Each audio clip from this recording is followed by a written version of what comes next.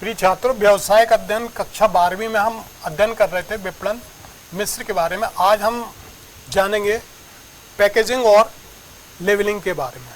Packaging क्या है, labelling क्या है। सामान्य तौर पर हम देखते हैं कि जब भी हम कोई बाजार से किसी प्रकार की कोई वस्तु खरीदते हैं तो हमारा ध्यान सबसे पहले उस वस्तु के जो आवरण है उस पैकेट की ओर हमारा ध्यान जाता है, जिसको हम पैकेजिंग कहते हैं।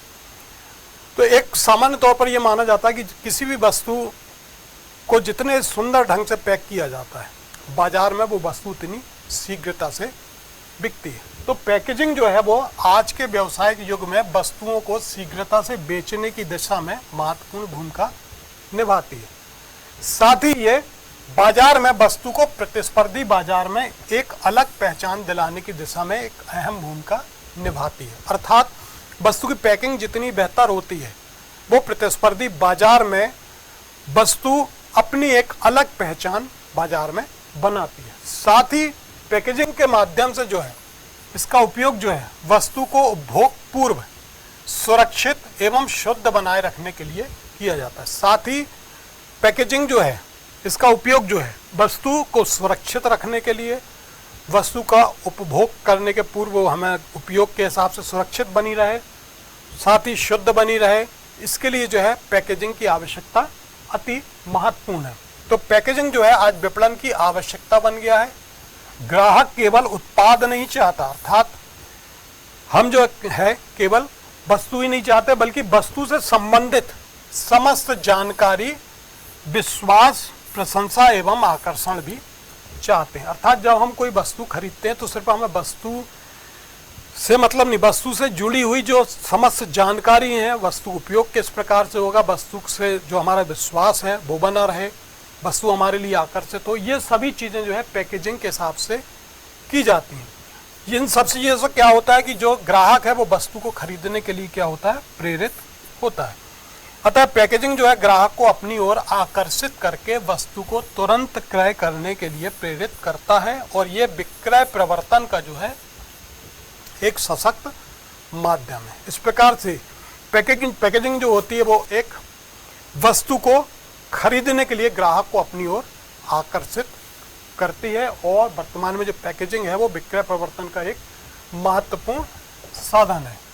अब एक अच्छे पैकेजिंग की जो विशेषता है कि एक पैकेजिंग की विशेषताएं क्या होना चाहिए, तो जैसे आकर्षक होना चाहिए, पैकेजिंग की डिजाइन जो है सुंदर व आकर्षित हो ताकि ग्राहक उसकी ओर आकर्षित हो सके। फिर ग्राहक का विश्वास बनाने वाली हो, पैकेजिंग जो है वो ग्राहक को संतुष्टि में वृद्धि करने वाली व पैकेजिंग के अंदर वस्तु के प्रति विश्वास विकसित करने वाला हो। अर्थात पैकेजिंग इस प्रकार की हो कि हम वस्तु के प्रति पूर्व से ही संतुष्ट हो जाएं और साथ ही हमें यह विश्वास रहे कि पैकेजिंग के अंदर जो वस्तु है वो पूर्ण रूप से सही है। तो ये फिर इसके बाद सही जानकारी, पैकेजिंग जो है वो इस प्रकार की हो कि वस्तु की जानकारी जो है एक बार में हो सके। अर्थात उस पैकेट के अंदर, उस पैकेजिंग के अंदर किस प्रकार की वस्तु है, हमें पैकेजिंग को देखकर हम उसकी जानकारी प्राप्त कर सकें। फिर स्वच्छ व शुद्ध, पैकेजिंग में जो है वस्तु साफ सुथरी, स्वच्छ व शुद्ध बनी रहे, ऐसा होना चाहिए। साथ ही पर्यावरण नियमों का पालन करने वाली भी होना चाहिए। फिर सुरक्षित व सुविधाजनक होना चाहिए, अर्थात पैकेजिंग ऐसी होना चाहिए कि जिसके अंदर वस्तु जो है पूर्ण रूप से सुरक्षित रहे, लाने ले जाने के लिए, कैरी करने के लिए जो है वो सुविधाजनक बनी रहे। तो सुरक्षित और सुविधाजनक होना चाहिए। फिर अच्छा मूल्य, एक अच्छी पैकेजिंग जो है वस्तु को अपनी एक विशिष्ट पहचान बनाए रखने में मदद करती है। तो अच्छी पैकेजिंग जो है वो विशिष्ट पहचान बनाने में क्या होती है, सहायक होती है। साथ ही ग्राहक को उसका मूल्य उचित लगना चाहिए, अर्थात ग्राहक उस वस्तु का जो मूल्य चुकाना चाहता है तो उस वस्तु का वो उपभोग करता ही है, उसी हिसाब से वो मूल्य चुकाता है। लेकिन यदि साथ में पैकेजिंग बहुत बेहतर होगी, अच्छी होगी, तो ग्राहक को जो है उस वस्तु का मूल्य क्या होगा, उचित लगेगा। तो ये एक अच्छे पैकेजिंग की विशेषताएं हैं, कैसी होना चाहिए। फिर इसके जो लाभ हैं, महत्व हैं या कार्य हैं। तो ये जो है पैकेजिंग जो है विक्रय संवर्धन, विक्रय को बढ़ाने का एक प्रभावशाली उपकरण है जो ग्राहक को तुरंत वस्तु को क्रय करने हेतु प्रेरित करता है, वहीं अच्छा मूल्य दिलाने में सहायक भी होता है। सामान्य तौर पर किसी वस्तु की पैकिंग जितनी बेहतर होती है, उस पैकिंग को देखकर जो है ग्राहक जो है उस वस्तु को खरीदने के लिए बहुत तेजी से तैयार हो जाता है। फिर पैकेजिंग जो है एक प्रकार की पहचान भी दिलाती है। ये वस्तु को और वस्तु के निर्माता को एक पहचान दिलाता है। पैकेजिंग के माध्यम से हम वस्तु को पहचान जाते हैं कि इस पैकेजिंग के अंदर वस्तु कौन सी है, साथ ही ब्रांड कौन सा है, इस वस्तु का निर्माता कौन है। ये पैकेजिंग जो है हमें एक पहचान दिलाती है। फिर पूर्ण जानकारी, ये वस्तु को सुरक्षा प्रदान करने के साथ साथ उपभोग की विधि को भी बतलाता है। पैकेजिंग जो है वस्तु को सुरक्षा तो प्रदान करता ही है, साथ ही उस वस्तु का उपभोग हमें उपयोग किस प्रकार से करना है इसकी जानकारी भी वो हमें बताता है। फिर सुविधा, एक अच्छी पैकेजिंग के माध्यम से जो है हम वस्तु को एक स्थान से दूसरे स्थान लाने ले जाने में मदद होती है। फिर सुरक्षा से बचत, ये वस्तु को मौसम के प्रभाव से सुरक्षित रखता है, जैसे हवा आदि के कारण, सीलन आदि के कारण, पानी संक्रमण आदि से जो है अंदर की वस्तु यदि खराब होती है तो अच्छी पैकेजिंग से जो है इस प्रकार के किसी भी मौसमी प्रभाव से जो है वस्तु अंदर की सुरक्षित रहती है। फिर प्रतिष्ठा या ब्रांड, इसमें एक अच्छी पैकेजिंग जो है वो वस्तु की प्रतिष्ठा को बढ़ाता है। वह पैकेज की डिजाइन स्वयं अपने आप में ब्रांड की तरह कार्य करता है, अर्थात कंपनियां जो है अपनी वस्तु की पैकेजिंग इस प्रकार से करती हैं कि पैकेज की जो डिजाइन है या जो उसको पैक करने का तरीका है वो इस तरह का होता है कि वो स्वयं अपने आप में एक ब्रांड की तरह कार्य करता है। लोग जो है पैकेजिंग देखकर जो है उसके अंदर की वस्तु को पहचान जाते हैं। तो ये जो है पैकेजिंग, एक अच्छी पैकेजिंग जो है एक व्यवसायिक संस्था को अपने उत्पादन के प्रति जो है प्रतिष्ठा दिलाती है। ये इसके महत्व या लाभ है। इसके बाद हम देखेंगे लेबलिंग। लेबलिंग क्या होती है? किसी भी उत्पाद को हम देखते हैं तो उत्पाद के पैकेजिंग के ऊपर ही जो है एक पर्ची लगी होती है। इस पर्ची में जो है उत्पाद से जुड़ी हुई समस्त प्रकार की जानकारियां लिखी होती हैं। सामान्य तौर पर हम जब देखते हैं जैसे कि वस्तु का नाम लिखा होता है, वस्तु का जो उत्पादक है उसकी संपूर्ण जानकारी होती है, साथ ही वस्तु का जो उत्पादन तिथि वगैरह होती है, किस प्रकार से उपयोग करना है, वस्तु का जो मिश्रण तत्व हैं, किन किन में तत्वों से मिलकर वो वस्तु का निर्माण हुआ है, वस्तु का मूल्य क्या है, उपयोग क्या है, जानकारी किस प्रकार की, विभिन्न प्रकार की सावधानियाँ, ये सारी चीज़ें जो हैं जिस पर्ची में लिखी होती है वो कहलाता है लेबलिंग। तो लेबल से आशय जो है वस्तु की पैकिंग के समय लगाई गई उस पर्ची से है जिसमें उत्पाद से जुड़ी हुई समस्त प्रकार की जानकारी प्रदान की जाती है।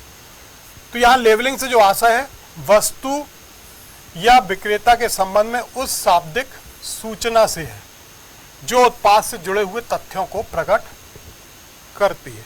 तो लेबलिंग वो है जो वस्तु या विक्रेता के बारे में एक ऐसी शाब्दिक सूचना है जो उत्पादन से जुड़े हुए तथ्यों को क्या करती है, बिंदुओं को प्रकट करती है। जैसे वस्तु का नाम हो गया, बताएगा, निर्माता की जानकारी उसमें होगी, वस्तु के उत्पादन विधि होगी, किस प्रकार से वस्तु का उपयोग करना है, फिर सम्मिलित तत्व, उस वस्तु का जो निर्माण हुआ उसमें जो मिश्रित तत्व हैं वो कौन कौन से हैं, फिर वस्तु का मूल्य क्या है, वस्तु का उपयोग किस प्रकार से करना है इसकी जानकारी, वस्तु से रिलेटेड यदि किसी प्रकार की सावधानी रखना है तो वो सावधानियाँ कैसे रखना है, उत्पादन व समाप्ति तिथि, manufacturing date and expiring date. तो ये जो है वो कहलाता है लेबलिंग। अब लेबलिंग के जो प्रकार हैं, नंबर 1 है ब्रांड लेवल, दूसरा है ग्रेड लेवल और तीसरा है विवरणात्मक लेवल।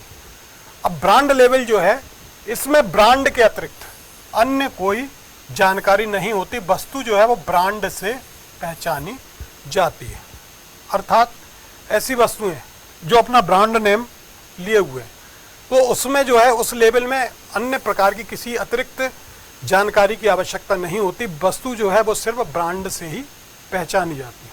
फिर दूसरा जो है ग्रेड लेवल, इसमें केवल अंक या शब्द उस वस्तु की किस्म या श्रेणी को व्यक्त करते हैं, जैसे डीलक्स हो गया, प्राइमा हो गया या कॉन्टिनेंटल श्रेणी आदि हो गई। तो ये कहलाता है ग्रेड लेवल। फिर तीसरा जो विवरणात्मक लेवल, विवरणात्मक लेवल मतलब संपूर्ण उसमें जानकारी होती है, संपूर्ण जानकारी जिसमें वस्तु का नाम हो गया, उत्पाद का संपूर्ण विवरण में उत्पाद नाम हो गया, निर्माण तिथि हो गई, वस्तु निर्माण में प्रयुक्त सामग्री हो गई, किस्म हो गई, प्रयोग विधि हो गई, विभिन्न सावधानियां, मूल्य आदि की जानकारी देना आवश्यक होता है। जिस प्रकार से हम मेडिसिन में देखते हैं, दवाई जो हमारे पास होती है उसमें हम दवा में देखते हैं तो दवा का नाम, कंपनी का नाम, फिर उसमें जो है दवा किन किन तत्वों को मिलाकर बनाई गई है, उसकी किस्म किस प्रकार की, उसको प्रयोग हमें किस प्रकार से करना है, फिर दवा को किस प्रकार से उसमें सावधानी रखना, किस स्थान पर रखना है, मूल्य उसका कितना है, उसकी निर्माण तिथि क्या है, उसकी एक्सपायरिंग तिथि क्या है, ये समस्त जानकारी जो है विवरणात्मक लेवल में होती है। तो ये कहलाता है लेवलिंग। अब लेवलिंग के जो लाभ हैं या कार्य हैं, नंबर 1 तो लेवलिंग के माध्यम से हमें उत्पाद की जानकारी प्राप्त हो जाती है कि वस्तु किस प्रकार की, ग्राहक को वस्तु की मुख्य जानकारी हो जाती है और वो किसी भ्रम में नहीं रहता। तो उत्पाद से जुड़ी हुई समस्त प्रकार की जानकारी जो है हमें लेवलिंग के माध्यम से प्राप्त होती है। फिर दूसरा जो है निश्चित कीमत।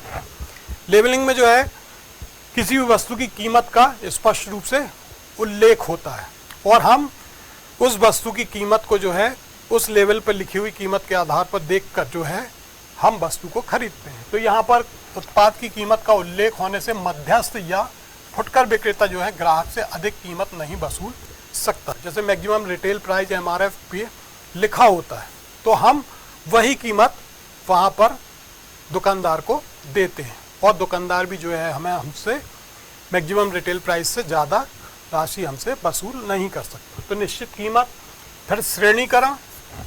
लेवल ये बताता है कि किस पैक में किस किस्म का उत्पाद है, वह ग्राहक अच्छे गुणवत्ता वाली वस्तु को खरीदने में सक्षम हो जाता है। तो श्रेणीकरण हो गया। फिर लेवलिंग जो है विज्ञापन का भी कार्य करती है।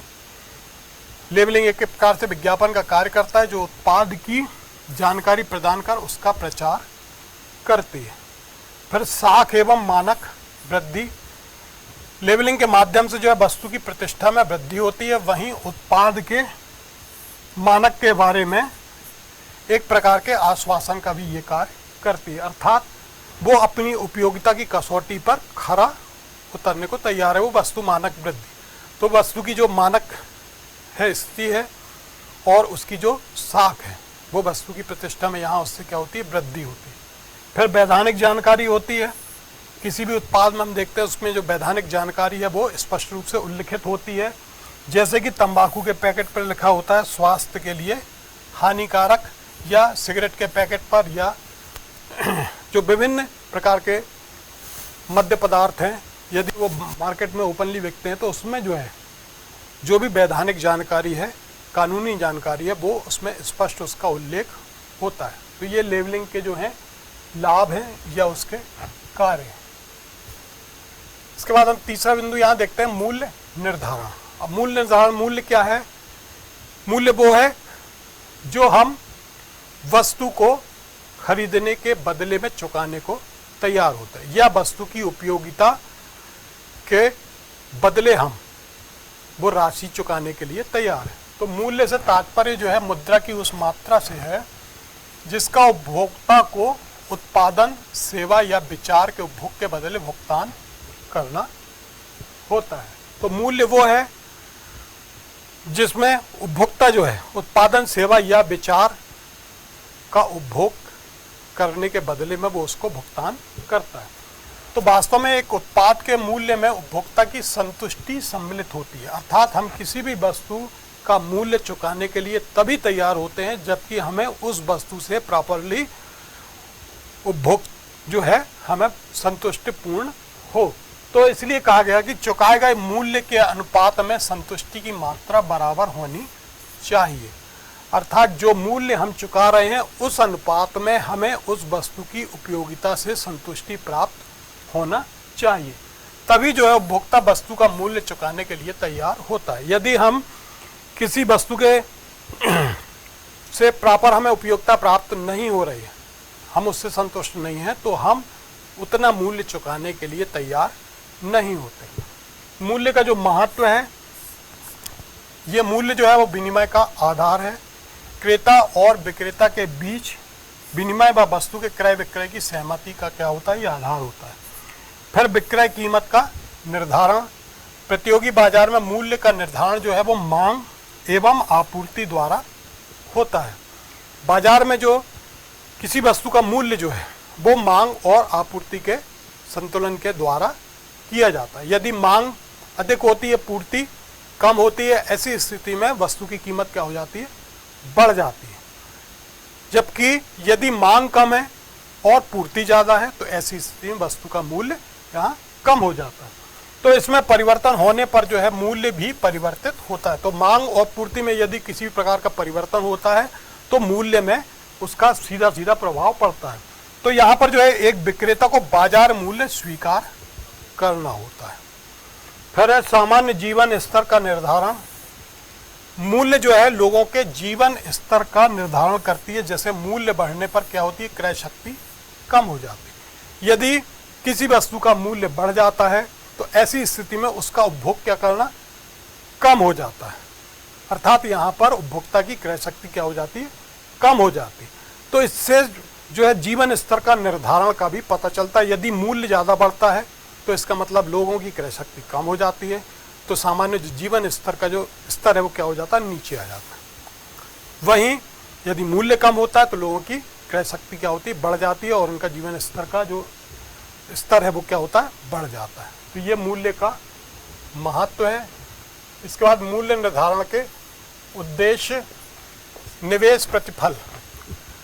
मूल्य जो है एक व्यापारिक संस्था में जो व्यवसायी अपनी पूंजी लगाता है, जो धन लगाता है, वो न्यूनतम प्रतिफल अपना प्राप्त करने के लिए, मिनिमम लाभ प्राप्त करने के लिए क्या करता है, मूल्य निर्धारित करता है।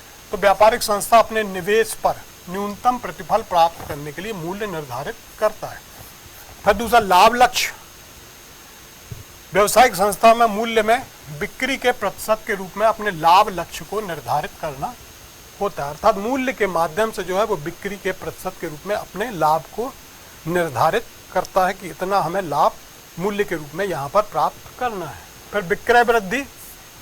एक विक्रय मूलक संगठन जो है बिक्री की निश्चित मात्रा या प्रतिवर्ष के लिए बिक्री का टर्नओवर निर्धारित कर सकता है। फिर प्रतिस्पर्धा का सामना। बाजार में प्रतियोगिता में से समानांतर उत्पादक को बाहर करने के लिए हथियार के रूप में मूल्य को प्रयोग कर सकता है। बाजार में यदि एक सी वस्तु के दो प्रकार के उत्पादक हैं तो यहाँ पर जो है एक उत्पादक यदि अपनी वस्तु का मूल्य कम करता है, कम रखता है, तो ऐसी स्थिति में वो दूसरे उत्पादक को बाजार से बाहर करने के लिए मूल्य को हथियार के रूप में इस्तेमाल कर सकता है। अर्थात वो अपनी वस्तु का मूल्य को कम करके जो है बाजार में अपनी बिक्री को बढ़ा सकता है। फिर तरलता में वृद्धि। यहाँ जो है मूल्य द्वारा जो है अधिकतम लाभ प्राप्त करके अपने नकदी प्रवाह में सुधार करके वित्तीय तरलता का लाभ वो उठा सकता है। अर्थात वस्तु के मूल्य के माध्यम से जो है वो नगद पैसा जो है प्राप्त करके जो है अपनी वित्तीय तरलता का लाभ उठा सकता है। फिर उत्पाद प्रतिष्ठा। एक फर्म जो है अपनी उच्च किस्म की वस्तु का ऊंचा मूल्य निर्धारित कर वस्तु की किस्म और प्रतिष्ठा को बढ़ाता है। अर्थात यदि कोई बहुत बेहतर उत्पाद है, बेहतर क्वालिटी का है, तो ऐसी स्थिति में जो है उत्पादन करता है यहाँ वस्तु का मूल्य जो है ऊंचा रखता है और इससे वस्तु की जो है किस्म की प्रतिष्ठा भी यहाँ पर बढ़ती है। तो मूल्य निर्धारण के ये उद्देश्य हैं। इसके बाद अभ्यास प्रश्न। पैकेजिंग से आशय, उसकी विशेषता लिखिए। पैकेजिंग के महत्व, लाभ या कार्यों को समझाइए। फिर लेबलिंग से आशय एवं उसके प्रकार को समझाइए और लेबलिंग के महत्व, लाभ या कार्यों को समझाइए। और अंतिम है मूल्य से आशय व मूल्य निर्धारण के प्रमुख उद्देश्यों को समझाइए।